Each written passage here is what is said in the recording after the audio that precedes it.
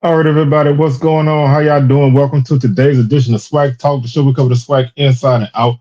I'm your tour guide around the SWAC Seawells Convention, and we're gonna just take a first real look at the SWAC divisional races. I'm not crowning anybody division champ anytime soon, although there are some scenarios that could help teams, get to the finish line. I'm looking more at what will happen if there is some chaos on either side because there are some cut and dry situations. But there are what fun is that to do a show that's just straight cut and dry? So I figured we'll kind of look into some different things that might come up and just see what's what. There are, like I said, there are opportunities for the division leaders to wrap it up in a couple weeks. Because there's a head-to-head matchup on the east side, and on the west side there, there's a little bit more fluidity. So we're gonna look at everything, and I'm gonna run through what my thoughts are on the situation.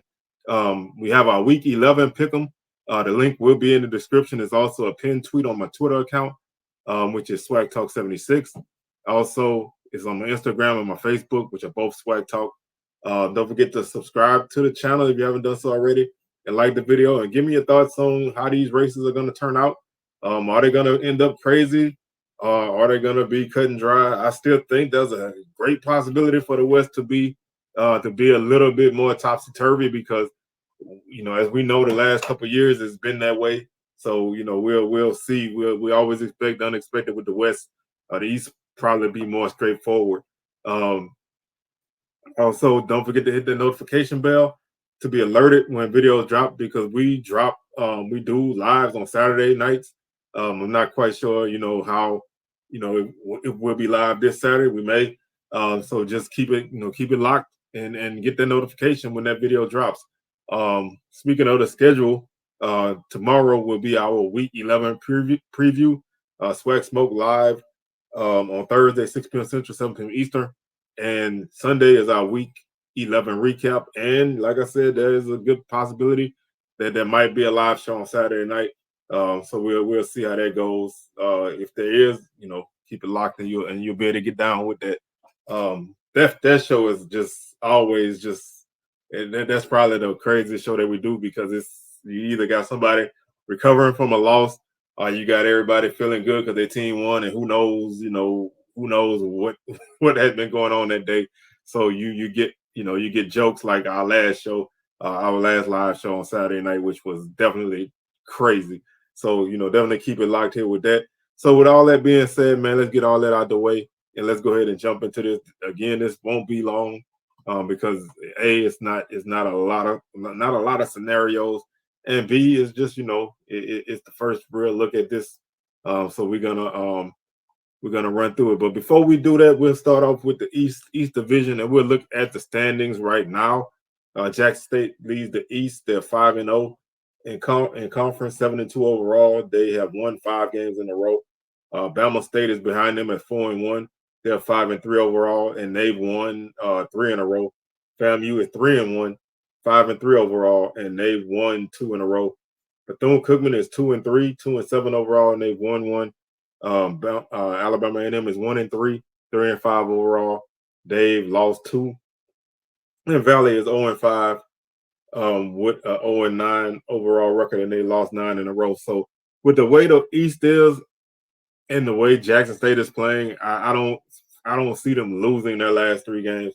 So I don't see anybody in the top 3 of the division losing 3 games, let alone all 3 of them losing 3 games in the conference. So you can pretty much X out everybody number 4 to number 6.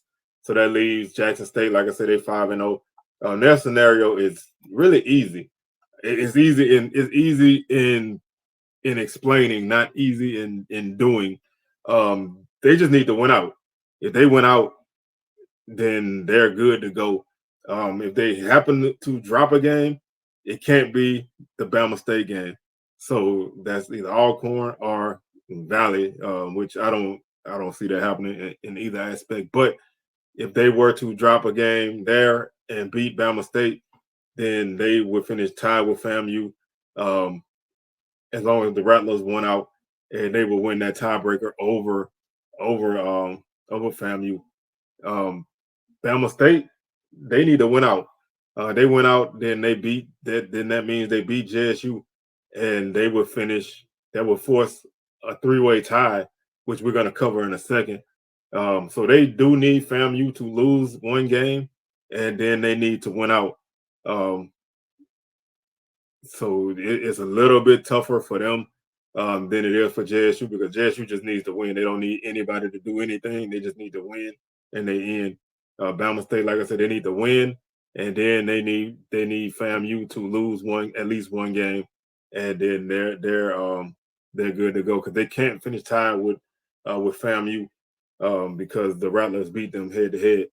Speaking of the Rattlers, they need JSU to lose two games to go ahead and get them out of the way,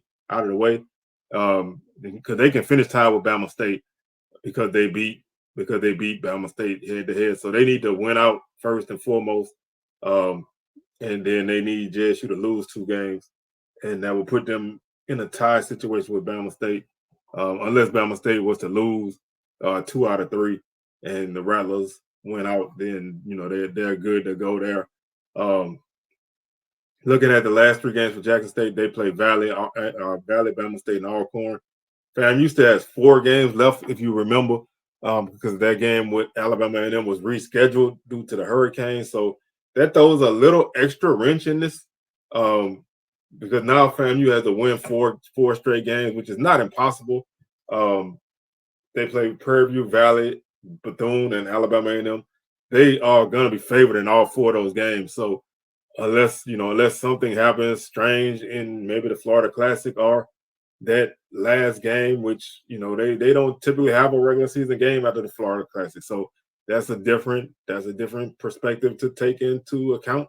Who knows where Alabama A&M is going to be coming into that game? So it could either be a game against a team that's trying to get that last win to finish with a good record, or it could be a team just trying to get this out the way. So that's a little extra hiccup to get through. But if they went out and JSU loses twice, then they are the division champs. Now, I spoke about a 3-way tie, and to me that's the most chaotic scenario in the East. And this is only if Bama State beats Jackson State, because otherwise, if they lose to JSU, then JSU is the champ, unless they drop 2 games, because like I said, they already beat FAMU once. So this is assuming Bama State beats Jackson State, and I'm not really ready to say that's going to happen, but I wanted to look at it anyway, because we tried to talk about this Saturday, but we weren't in the right frame of mind to really sit down and go through it all the way.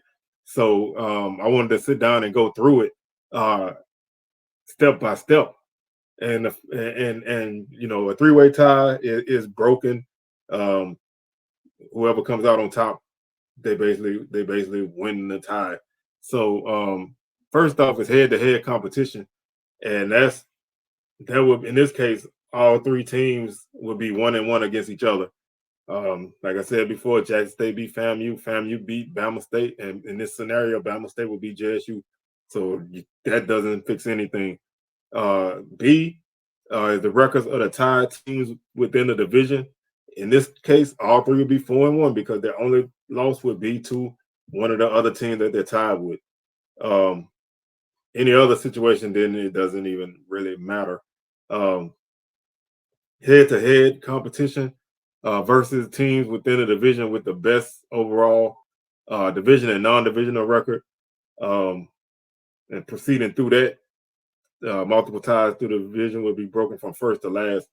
Again, all 3 would be undefeated against division opponents. So they will all be 3-0 against division opponents. So that doesn't solve anything. D is overall record against non-division teams. So against the West, all 3 teams would be 3-0 against the West. So again, doesn't fix a damn thing. Combined record versus all common non-divisional opponents. There are no common opponents between all three, so this one doesn't really help anything. Um, there is a common opponent between Jackson State and FAMU, and that's Texas Southern. There is a common opponent between Bama State and Jackson State, and that's Alcorn. And then there is a common opponent between Bama State and FAMU, and that's Prairie View. But all three don't play a common opponent out of the West, so this doesn't really fix anything. F is the record versus common non-divisional teams with the best conference record. Again, they don't have one, so that doesn't really fix anything. And that takes us to G, which is the best point differential between the tied teams in head-to-head matchups. And this one is a little dicey as well because Jackson State beat FAMU by 15, I believe it was. Let me double. I'm quite sure it was 15, but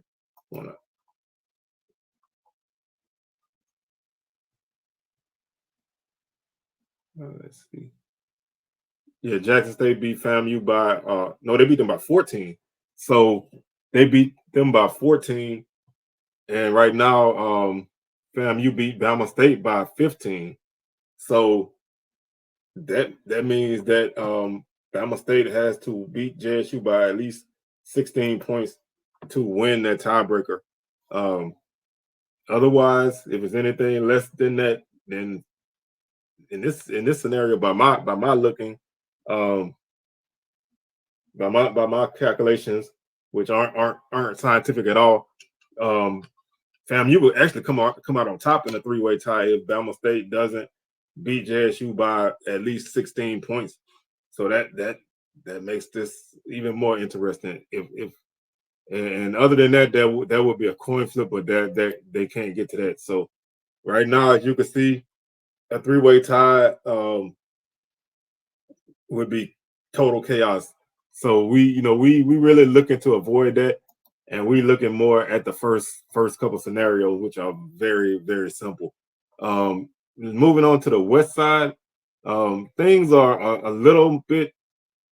They're still kind of straightforward, but there's still some room for some cloudiness there. And because it's the West, I don't wanna even attempt to believe that there won't be any chaos by the end of the season. My belief is still that the West is gonna be settled by the time the Bayou Classic rolls around. Because I just feel like there's nobody who's head and shoulders above anybody else. But right now, Southern leads the West at 4-1. They're 5-4 overall. They won one. Alcorn is 3-2, 4-5 overall. They've lost 2 in a row. Prairie View is 2-3, 4-5 overall. They won 2 in a row. Texas Southern is 2-3, 3-5 overall. They've lost 1. Pine Bluff is 2-3, 3-6 overall. They've lost 1. And Grambling is 1-4 in conference, 4-5 overall, and they've lost 2 in a row. So with Southern being a divisional leader, they need to if they win out, then they win the division because they'll finish at 7-1. Otherwise, they need to win, and they need Alcorn and Pine Bluff to lose at least one game because those are basically the only two teams who they're kind of battling at this point. And Alcorn plays Texas Southern, so that would knock them out of the hunt. And they would it wouldn't even matter otherwise because Alcorn has 2 losses. Alcorn has 2 losses now. If they lose, that gives them 3 losses, and then that gives Southern, even if they lose their last 2 games, they finish tied with Alcorn, they win that tiebreaker. Because the Pine Bluff still having to play Southern head to head, then they need to definitely they need to either beat them when they play them, which you still want to do, or you need them to lose this week and win. So that knocks them down to 4 losses, which makes things a little bit more tougher for them. So it's a little bit more simpler for Southern, but I'm still looking for absolute chaos in the West. Southern's last 3 games are Bethune-Cookman, Pine Bluff, and Grambling. Alcorn, they need to win out, and then they need 2 losses by Southern. so they don't finish tied. Because they, if they win out, then they beat Prairie View, who is still left on their schedule, and Texas Southern. So you don't worry about them. And they've already beaten Pine Bluff and Grambling, and so Southern is the only team that they don't have a tiebreaker over. So if Southern loses twice and Alcorn wins out, then they're good to go. Their last 3 games are Texas Southern, Prairie View, and Jackson State. Pine Bluff, I don't really think they are gonna be a huge factor in this race, but because their record is 2-3 in the division right now, I wanted to just be fair and look at them and everybody else with 3 losses. They would need Alcorn to lose 2 times because they lost to Alcorn, and they would need to win out, which means they would beat Southern and Texas Southern, who are both still left on their divisional schedule. If they did that, and they would need Southern also to they would need to beat Southern and then have Southern lose at least 1 more game. So basically 2 Southern losses, 2 Alcorn losses, and they would be there if they went out. Texas Southern, they would need Southern to lose. They would need to win out first and foremost, which means they would need to beat Alcorn, Bethune-Cookman, and Pine Bluff. So they would need Southern to lose 3 times because Southern has the tiebreaker over them. And then they would need they would just need basically to win out and have Alcorn drop an extra game if possible. If not, and they finish tied with Alcorn, they would get the tiebreaker there. So it's it's not as crazy, but a scenario I don't really envision. Prairie View, I'm doing this for my boy Lionel and his script writers. I would already count them out, but like he always say, you never know what the script writer's gonna do. So in case they over there trying to cook something up, this is what they have to cook up. They need to win out again first and foremost. They need Southern to lose 3 times. They need TSU to lose at least once and Pine Bluff to lose once. Their last 3 are FAMU, Alcorn, and Bama State, which is by far the toughest final 3 games out of anybody that's in the West that's trying to get to this. So if that happened and all these situations happen and the script writers got this together, then PV can pull those shirts back out. So it's still a slim chance that it's possible. They need a lot to happen, but having Alcorn on the schedule still, that helps at least a little bit. So if they beat Alcorn, that would drop Alcorn to 3 divisional losses, 3 conference losses, and they went out. They would finish 5-3 along with Alcorn. And it doesn't really matter if they finish tied with Alcorn because they would have beaten Alcorn in this scenario. And just for the fun of it, I threw Grambling in here. They would have to finish 4-4 first off, and they would need everybody else to finish worse than that. So they would need Southern to lose all 3 games, including a loss to them. They would need Alcorn to lose at least 3 games, which means they would need Alcorn to lose out, and that would put them ahead of Alcorn because Alcorn would finish at 3-5 in that situation. And they beat, they lost to Alcorn, so they would need Alcorn to finish at 3-5. They lost to Prairie View, so they would need Prairie View to basically lose out and finish at 2-6. They would need Texas Southern to lose out as well and finish at 2-6. Well, really, let me see. Let me revamp that. They would need Prairie View to lose at least 2 games and finish at no better than 3-5. Same thing with Texas Southern, no better than 3-5. They can't finish tied with those 2 teams because those 2 teams beat them. And Pine Bluff is the only team that they beat, so they would need them to lose at least 1 game and finish at 4-4, 4-4 or worse. So it's not impossible. Do I think it's going to happen? No, but the West is in that kind of shape, so I needed to look at everybody. Just to be fair to everybody. So that's where we stand, man. That's where we are right now. We're gonna do this again next week. If things are still a little murky, we'll do it. And we just do it till the end of the season if need be. Once the divisions are wrapped up, then we won't have to do this. So we're definitely gonna do this at least next week and probably the week after. So we'll see how this goes. So with that being said, man, I'm your tour guide around the SWAC, C Wells, signing out, and I'm gonna catch y'all on the rebound. Peace.